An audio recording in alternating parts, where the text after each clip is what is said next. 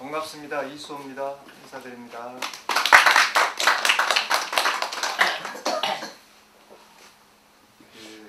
오늘 날씨도 좀 그렇지만 오늘 수능이 있는 날이라 아침부터 우리 사회가 바쁘게 돌아가고 마치 무슨 큰 일이라도 난 듯이 긴장하고 이런 날이었습니다. 여러분도 그랬으리라고 생각됩니다만 그보다 더 오늘 무척 마음이 우울하고 아픈 그런 날이죠. 우리 파주에 이름은 밝혀지지 않고 있습니다만 박아무개 학생, 양이라고 하는데 학생 아주 경미한 발달장애를 갖고 있다고 하는데 거의 정상에 가까운 비장애에 가까운 박아무개 양,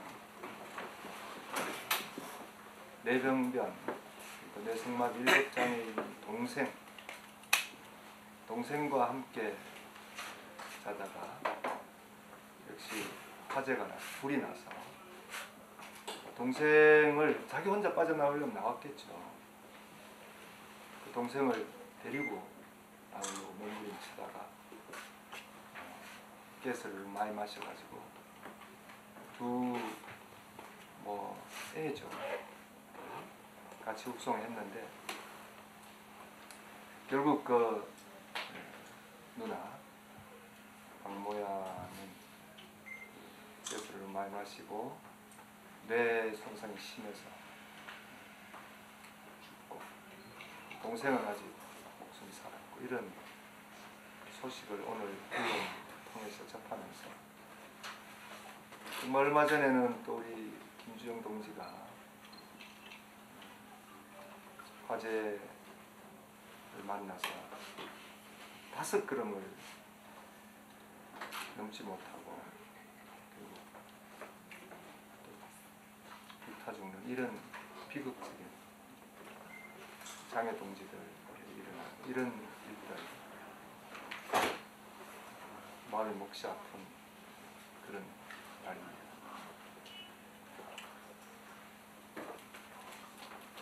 글쎄 다 잘 아는 일이죠. 왜 그런가? 왜 우리 사회가 이 정도밖에 안 되는가? 그런 것 정도를 막을 힘이 진짜 우리에게 없는가? 국가라는 것은 대통령 이번 12월에도 대통령을 새로 뽑습니다만 그 뽑힌 대통령이 선서를 할 때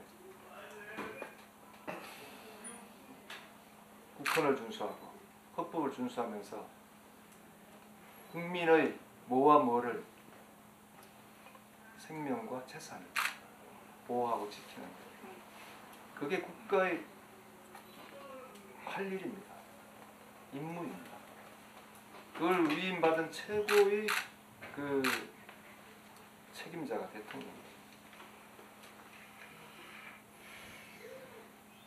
국민의 생명, 다 같이 똑같은 국민의 생명입니다. 오히려 스스로 자기가 자기를 지킬 수 있는 사람들은 그냥 놔둬도 됩니다. 그걸 특별히 보호하려고 할 필요가 없어요, 사실. 거기에 많은 돈을 투여하고 할 필요가 있나요? 그런데 우리 모든 시설물이나 기타 등등을 보면 오히려 그런 잘 사는 사람, 비장애인 이런 사람들을 위해서는 화려한 시설과 화려한 안전 등등을 하면서 정말 힘없고 약한 장애인이나 가난한 사람이나 소외된 사람이나 이런 사람들이 어떻게 할 수 없는 이런 우리의 형편을 되돌아보면서 서럽기도 하고 화가 나기도 하고 안타깝기도 하고 그런 아침이었습니다. 제가 안 그래도 힘들고 우울한 여러분들에게 이런 말씀을 드리는 게 저도 부담스럽습니다만,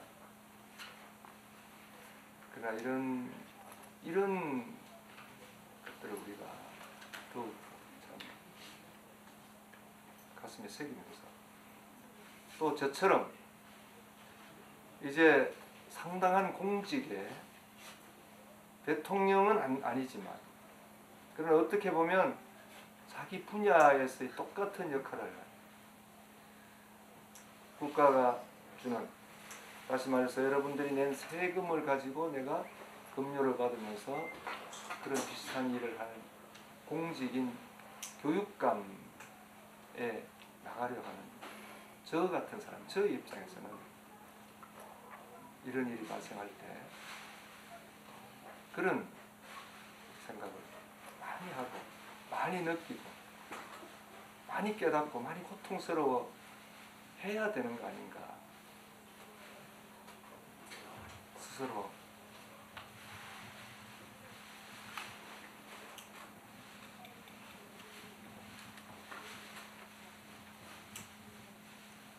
특히 오늘 그렇게 죽은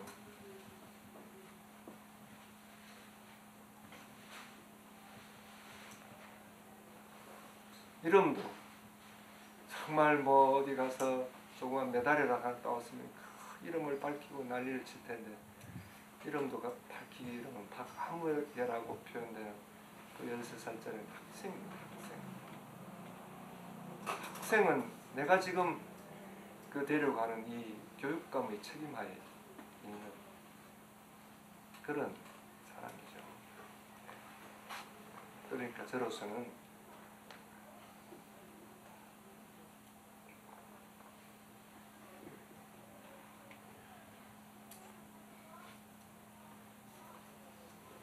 더더욱 어떤 자세를 가지고 저런 일을 해야 될 것인가,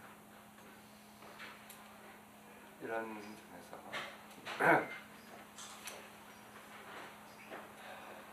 오늘 저에게는 특별한 날이기도 합니다. 또 오늘 또 여러분과 만날 이런 또 계획이 되어 있었고, 오는 차 속에서 저는 무거웠지만 그래도 만나서 또 이런저런 얘기를 나누고, 솔직히 저는 오늘 제가 드릴 말씀은 참 별로 없습니다. 저는 학교 현장에서, 교실에서 평생을 아이들을 가르치면서 함께 학교에서 생활하면서 살아왔지만 학교가, 학교 시설이나 학교의 여러 가지 정책이나 학교의 모든 것들이 정말 우리 장애인들을 위해서 무엇을 정말 해주고 있는가, 무엇을 어떻게 함께하고 있는가, 이런 생각을 하면 부끄러움 뿐이죠. 그러니까 뭐 지금 이런 일을 하고 있네, 뭐 저런 일을 하고 있네, 그런 말씀이 사실 없습니다. 뭐 정책 자료집 찾아보면 뭐 교육청의 사이트에 들어가 보면 뭐 자랑 삼아 하는 일이 많죠. 뭐 우리 특수학급을 몇 개를 운영하고 있고, 뭐 무슨 통합교육을 위해서 뭘 어떻게 하고 있고. 근데 그것이 참 얼마나 실질적이고 얼마나 거기에 함께하려는 그 마음이 들어있고 얼마나 그런 진정성이 있는가, 이런 점에서는 저는 아니라는 생각이 들어서 그런 부끄러운 얘기를 하고 싶지 않습니다. 그저 가장 잘 아는, 가장 절박한, 가장 필요한 여러분들이 이런 게 필요합니다, 이렇게 생각해 주십시오, 이런 것들을 좀 마련해 주면 어떻겠습니까, 이런 방향으로 좀 하면, 이런 얘기들을 좀 오늘 많이 들었으면 좋겠습니다. 그래서 그걸 가지고 제가 정말 교육청에 가서 근무하게 되면 그걸 토대로 해서, 물론 뭐 계속해서 대화를 하고 만나고 하겠습니다만, 그렇게 해야 되는 게 내 일이 아닌가 생각합니다. 저는 그 소위 장애 학생들과 처음 만나게 된 것은 제가 교사이기 때문에 당연히 학교에서 할 수밖에 없는 그런 조건이었죠. 시골에서 그 교직 생활을 할 때, 처음 할 때는 그런 생각도 없었고 느낌도 없었고, 그 학교에는 지금 생각해봐도 장애 학생이 없었던 것 같아요. 아마 그 시골이니까 장애 학생을 학교에 안 보냈던 것 같아요. 또 그 시절이니까 1970년대 초니까 그냥 뭐 집에 그냥 숨겨두고, 또 시골에는 뭐 이 토막 거리가 멀어서 길이 또 험해서 그 당시에는 뭐 자갈 이런 것도 아무것도 없었으니까 그랬던 것 같아요. 그러니까 뭐 그런 개념도 저도 없었죠. 그러다가 이제 서울로 와서 제가 신일 중고등학교에 근무를 하면서, 근데 참 제가 다행스럽게도 그 신일 중고등학교라는 사립입니다만 거기에 왔는데, 이 신일 중고등학교는 60년대 초반, 초중반에 생긴 학교입니다. 지금 봐서는 상당히 오래됐지만 내가 그 당시에 왔을 때는 77년이었는데요. 거의 뭐 신설, 좋은 학교 이런 학교였습니다. 근데 진짜 좋은 학교였어요. 얼마나 좋은 학교냐면 다른 건 잘 모르겠습니다. 장애 학생들을 위한 램프 시설을 그 당시에 해놓은 학교입니다. 휠체어 다닐 수 있고, 그 당시에 그런 건 정말 비었습니다. 다 그냥 계단, 다 계단이죠. 엘리베이터 같은 건 아예 없었고, 그래서 참 정말 대단한 학교구나. 그러다 보니까 이 평준화 시책위에서 지금은 고등학교도 막 서열화돼서 뭐 여러 군데 가지만 그 당시에는 중고등학교가 바로 그 옆에 있는 학생들이 그냥 가는 이런 때여서 그 주변에 주소지가 있는 학생들이 다 오는 겁니다. 그러니까 장애를 가진 학생의 부모들이 굉장히 좀 자기 아이들을 좀 어떻게 하면 그런 조금이라도 시설이 좋은 데서 공부하게 했으면 좋겠다고 한 부모님들이 그 학교 부근으로 이사를 왔어요. 네. 뭐 휠체어 다닐 수 있고, 그러니까 휠체어를 다닐 수 있게 시설을 할 정도니까 장애인에 대한 여러 가지 학교에서의 배려나 함께하려는 노력이나 이런 것들이 이제 있었겠죠. 그걸 믿고 온 거예요. 그러다 보니까 학급에 한 3-4명씩, 뭐 어떤 데는 어떤 학급 많은 데는 한 5명, 이런 식으로 장애인이 많더라고요. 자연스러운 통합교육. 그 당시에는 특수 뭐 교실 이런 개념이 없을 때입니다, 사실. 그래서 뭐 같이 어울려서. 근데 그 당시에는 이 뇌병변, 특히 뇌성마비 장애인은 참 귀했습니다.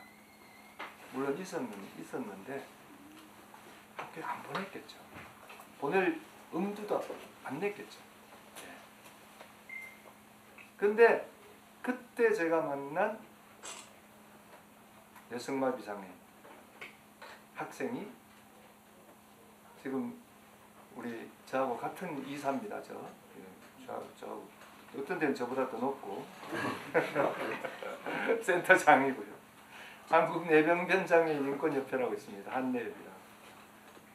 거기 지금 회장하고 있는 류흥주라는 회장. 지금은 목사 안수까지 받고 목사도 하고 장애인 운동 열심히 합니다. 그 류흥주를 거기서 만났어요. 그때는 지금은 휠체어 타고 몸이 굉장히 약해져 가지고 빨리 약해지잖아요. 정말 안타까워요. 그 당시에는 휠체어 안 타고 다녔어요. 그냥 누가 부축하면 겨우 걸어 다녔어요. 지금도 교회 가면 그 사무실 가 어머님 가끔 오시지만 용주 회장 어머님 365일 학교 올 때마다 다 뭐 저 장님 부모님들이 다 똑같습니다만 이렇게 구축해서 하면서 이제 학교에 데리고 옵니다. 근데 참 그 당시에 괜찮았던 건 일단 교실까지만 데려오면 어떻게든지 학생들이 알아서 같이 보충도 해주고 같이 해주고 그때는 교실이 그렇게 괜찮았어요.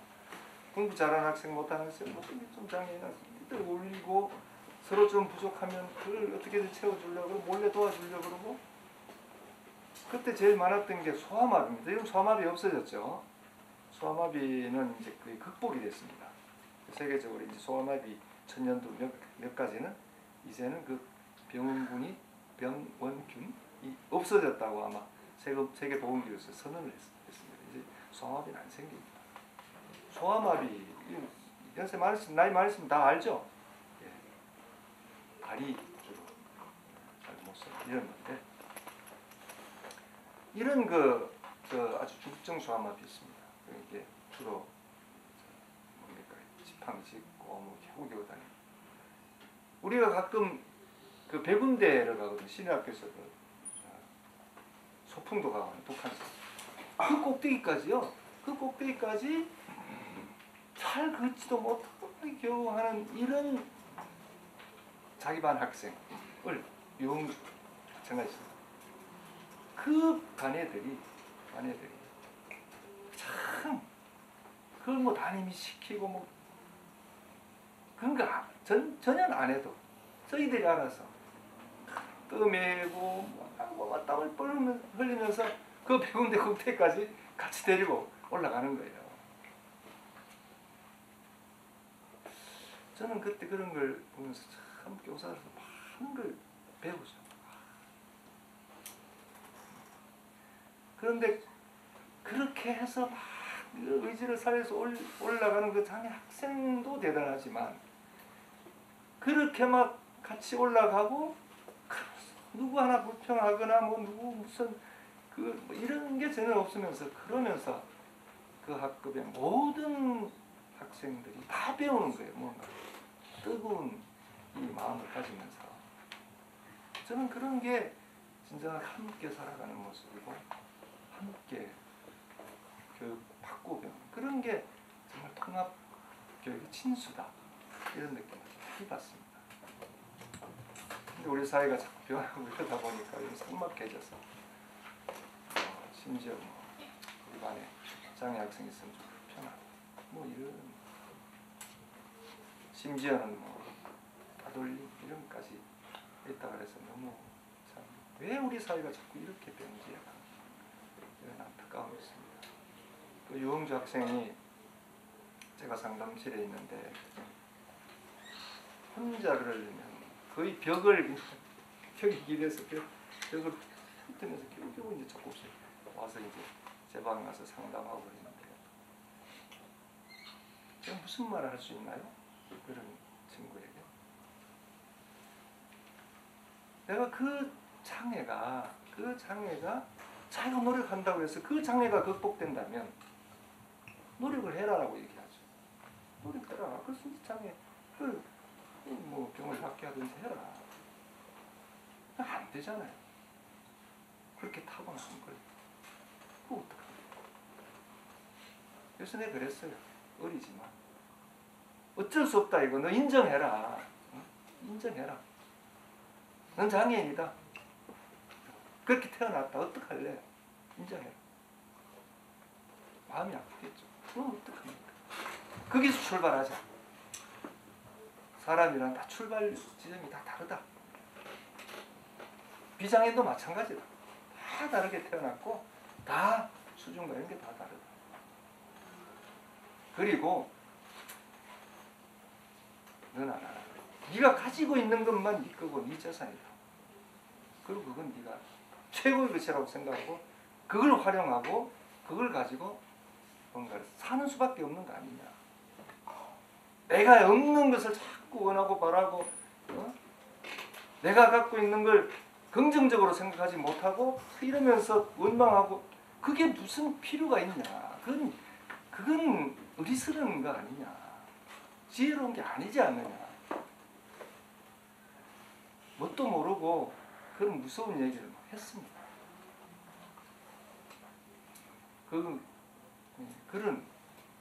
아마 그래도 뭐 제가 딴만 뭐 한 게 아니고 진정으로 한 얘기이기 때문에 서로 이제 소통하고 아이고 선생님 고맙습니다. 그러면서 저는 앞으로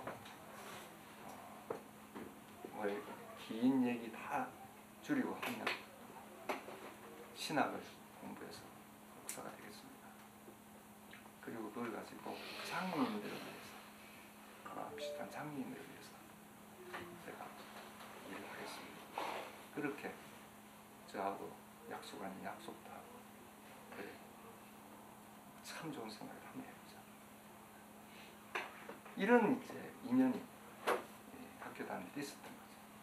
그리고 이제 뭐 졸업하고 저는 또 교육운동인가 뭔가 한답시고 뭐 그런 것을 포함해서 우리 학교가 뭔가 이 제도적으로 잘못된 것, 법이 문제가 있는 것, 우리 사회적 통념이 잘못된 것, 학교 문화가 문제가 있는 것, 뭐 이런 등등 이게 학생들의 뭐 문제도 아니고 또 교사만 어떻게 한다고 되는 것도 아니고 학부모가 뭘 어떻게 한다고 되는 것도 아니고 그러다 보니까 각각 그냥 자기 이기주의만 나올 수밖에 없는 거예요. 그러니까 학급에는 고등학교는 60명, 그때 중학교는 70명이 한 교실에서 공부를 했어요. 지금 같은 똑같은 교실. 그럼 어떻게 됩니까? 그러니까 교사는 어떤 학생에게 하루에 눈길 한 번도 못 줘. 이렇게 눈도 한 번 못 맞추는 거예요. 그러니까 학부모는 어째 답답하니까 어떻게 해야 됩니까? 제발 우리 선생님이 우리 애 눈이다 한번 맞춰줬으면 좋겠다라고 안타까운 마음에 어떻게? 바카스도 사고 뭐 이렇게 간단하게 제일 간단하게 안 무겁게 돈 봉투 가져와서 이렇게 드리면서 우리 애 한번 눈 맞춰주세요. 우리 애 한번 이름 좀 불러주세요. 그랬어요. 저는 그게 누구 잘못이에요? 그 학부모 잘못 아니잖아요. 다 아이 키워봐 알지만은 내 아이가 학교에서 이 방치당하고 있다 생각하면 가서 어떻게든 해야 될 거 아니에요. 다 마찬가지입니다. 그래서 이거는 구조의 문제고 자기의 문제고 이게 문제지. 그걸 고쳐야 돼요. 학급당 학생 수 줄여야 돼요. 교육에 더 투자해야 되고 잘못된 교과서 고쳐야 돼요. 그리고 그런 조건 속에서 일어날 수밖에 없는 학교 폭력 뭐 등등 교사 봉급은 진짜 그 당시에 쥐꼬리만 해가지고 뭐 그것만 해가지고는 살 방법이 없으니까 세상에 대학교 가라고 고등학교 가라고 열심히 다른 학생은 가르치는데 자기 애는 대학에 못 보내. 그 당시 교사 왜? 보낼 돈이 없으니까. 이런 그 모순이 발생하는 거예요. 얼마나 우스운 얘기입니다. 이건 아니다. 그래서 사실 이런 문제를 이건 정치적 문제고 정치 문제 이걸 깨고 고쳐야 된다. 이렇게 해서 교육운동 시작해서 정교조 만들고 그렇게 한 겁니다. 그렇게 살고 뭐 저는 그 뒤에 또 노동운동 한다고 나와서 그 박경수 대표도 만나고 뭐 같이 또 올려 다니고 뭐 이러면서 이제 잊어버리고 있다가 어느 날 한내협 그때는 한내협이라기보다는 이건 뭐였더라? 바롬이라는 이제 장로가 연락이 왔어요. 했더니 유흥주입니다.